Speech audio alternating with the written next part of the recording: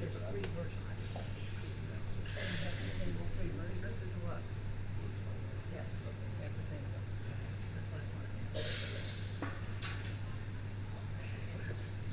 I don't usually repeat it just so long.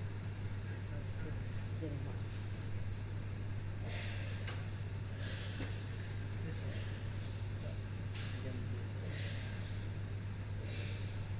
I put the song and repeat it. Oh, so you do. So I don't do 1, 2, 3. It doesn't do that. Just do it as it is, as a hymn. 1, 2, 3. Oh, okay.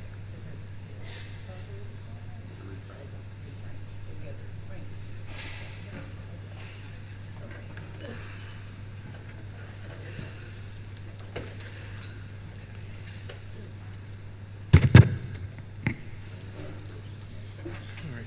Thank you, everyone, for coming. I guess I'll preface this with me just saying a feeling of gratefulness. You know, so many loved ones get taken from us suddenly, and often people have regrets of not being able to say what they wanted to say before their loved ones passed. During Pop's most recent stay in the hospital and seeing his rapidly failing condition, something came over me to write the majority of what is to follow, and I feel truly blessed to be able to read it to him. His response after I read it was his typical head cant and smirk of a smile. And although he was weak and wasn't talking much, he always kept reiterating how much he loved everyone. So it's with the heaviest of heart and the most indescribable ache in my stomach that I read this and say goodbye.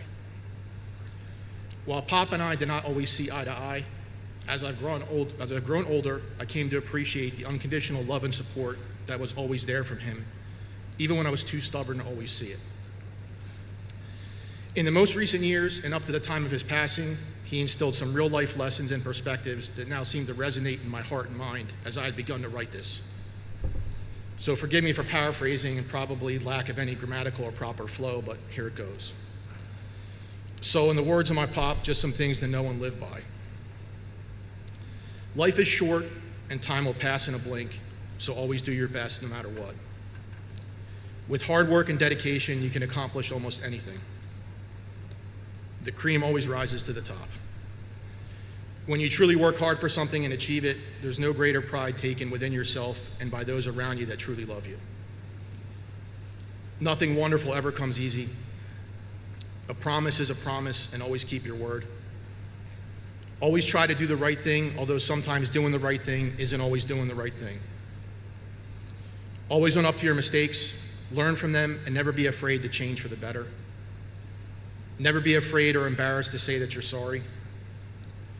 Never be afraid to tell someone how you feel, and especially so if you love them. Always forgive. Always try to see and accept people for not only who they are in the present, but for the potential of whom they can become in the future. And never judge their past, and never be afraid to help them to become the best versions of themselves. Always follow in love with all of your heart, and never stop doing and sharing those things with others that truly makes you happy. Money and material things never matter and will always come and go, but only the goodness in your heart, the connections with others, and time well spent with them is all that really ever matters.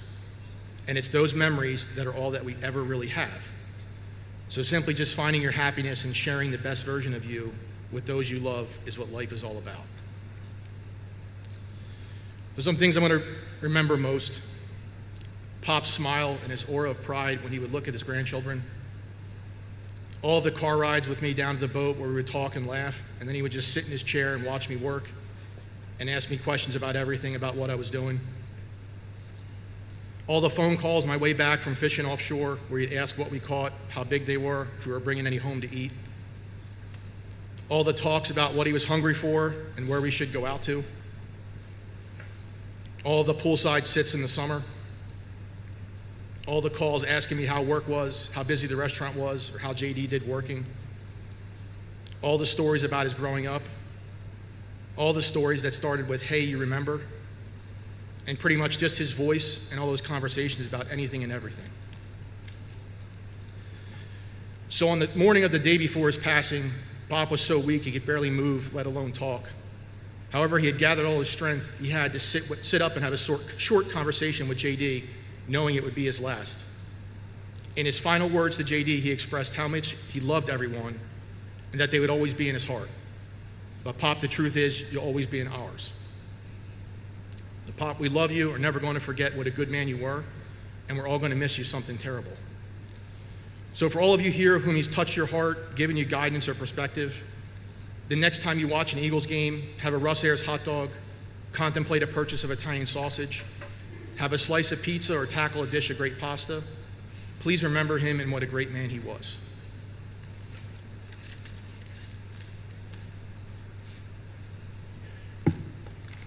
My turn. My pop, Joseph Mario Mule, was on this earth for over 74 years. How do I effectively stand before you today and give tribute to all that he accomplished and all that he stood for in just a few paragraphs? I surrender to this impossible task and decided that you will simply hear all the ways he impacted my world and all of the memories and lessons I hold close to my heart. There are certain key things that immediately stand out to share. He loved his family and friends deeply.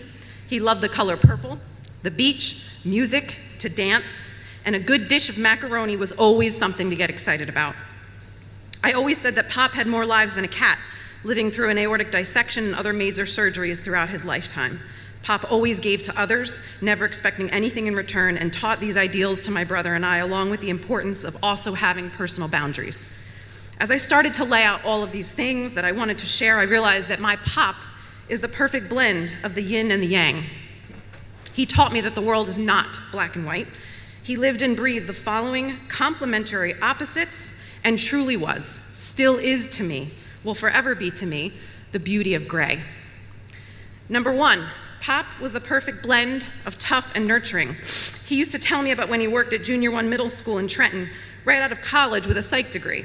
He set the boundaries hard, and when a kid wasn't listening, threw the kid in his car trunk and drove him around to teach a lesson. Definitely something he'd land in prison for today. But my Pop did it with all pure intention. And then I also remember the time that he first held his grandchildren, Joseph Dylan, Sydney Susan, and Sawyer Joseph, each one picking them up and holding them with such tenderness and joy, and the softness, oh, the softness with which he whispered in their ears that he loved them and that their Pop would always be there for them. Pop was the perfect blend of quiet and loud. Pop was an avid umpire and referee. With that line of work comes lots of conflicts. Oftentimes, it was with quiet, confident assertiveness that Pop would tell the person in question to simmer down and get their act together, or they'd be thrown out. My Pop only raised his voice with intention. No one ever messed with Big Joe. And in the same breath, my Pop was oftentimes the loudest, most fun one at a party. I'll never forget the cruise to Bermuda. We were laughing so hard at whatever jokes and antics he had going on. The man didn't have a lick of alcohol in him and was acting like the drunkest one. He knew how to have fun in its purest, sober form, for sure. Pop was the perfect blend of remembering the past and looking to the future. I loved when he told me stories about living above his parents' restaurant and how his mom would bang on the pipe that ran right past his bed to wake him up in the mornings. But as much as he shared his memories, he looked to the future horizon.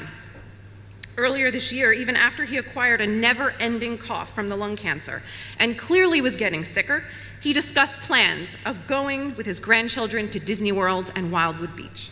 Pop always had a vision for the future. Pop was the perfect blend of messy and clean. Ask my mom about his kitchen messes. The man could cook. My personal favorite was his steak sandwich with home fries and peppers and onions, but there were always crumbs left behind on the counters and the floors. Pop didn't care. He was preparing a meal. The crumbs were invisible to him. And yet my Pop would always discuss hygiene. He never went a day without showering and reinforced the importance of taking care of yourself on the daily. Which brings me to my next perfect Pop blend. Pop was a perfect blend of being straightforward and subtle.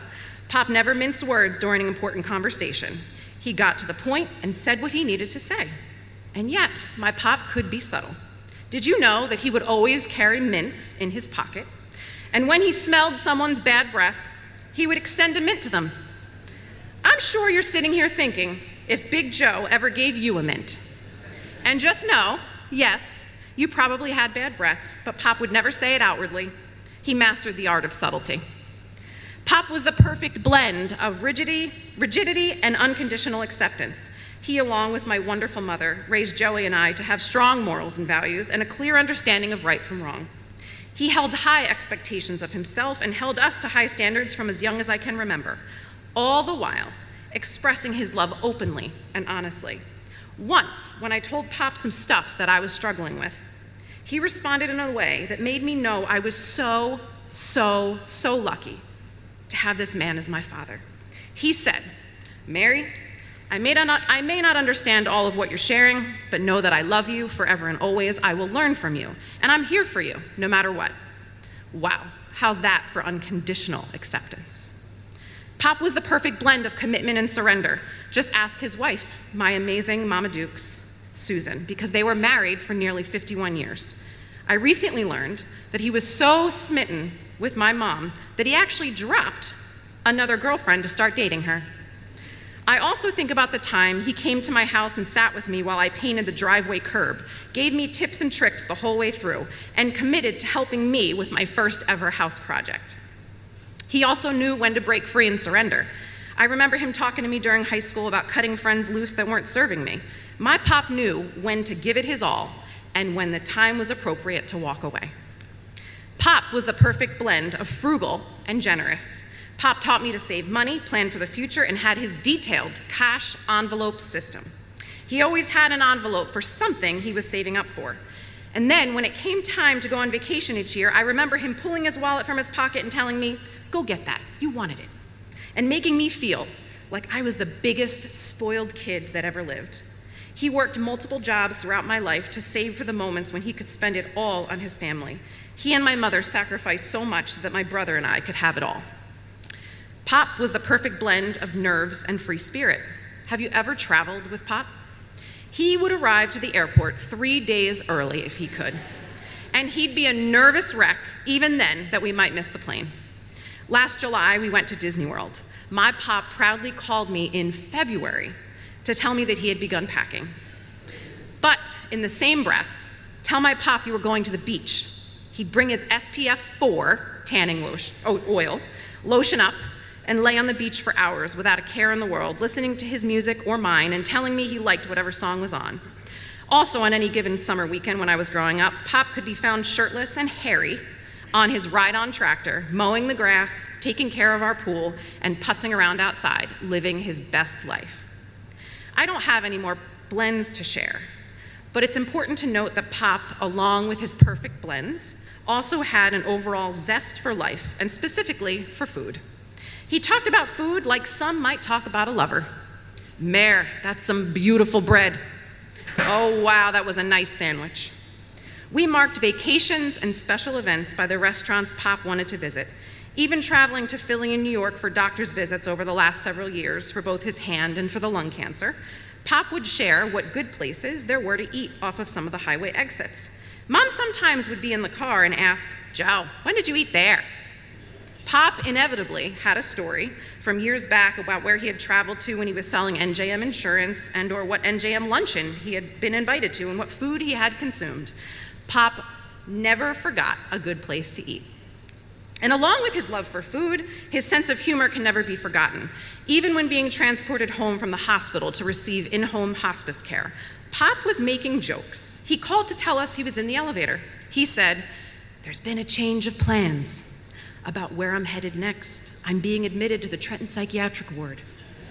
I could hear the transport people cracking up in the background. Whenever there was an opportunity to laugh, Pop made it happen, even when he was in pain and suffering.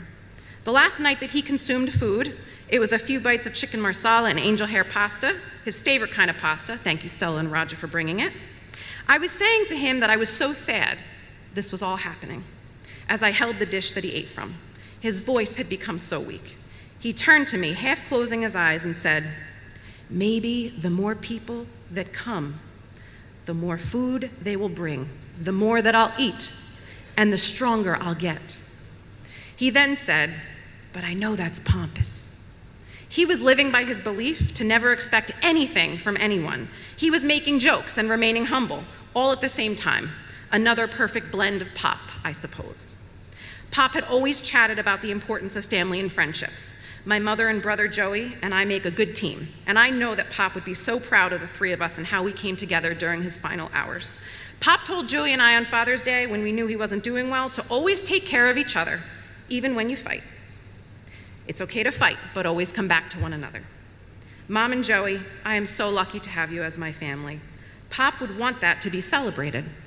And so I stand here before all of our family and friends to do just that.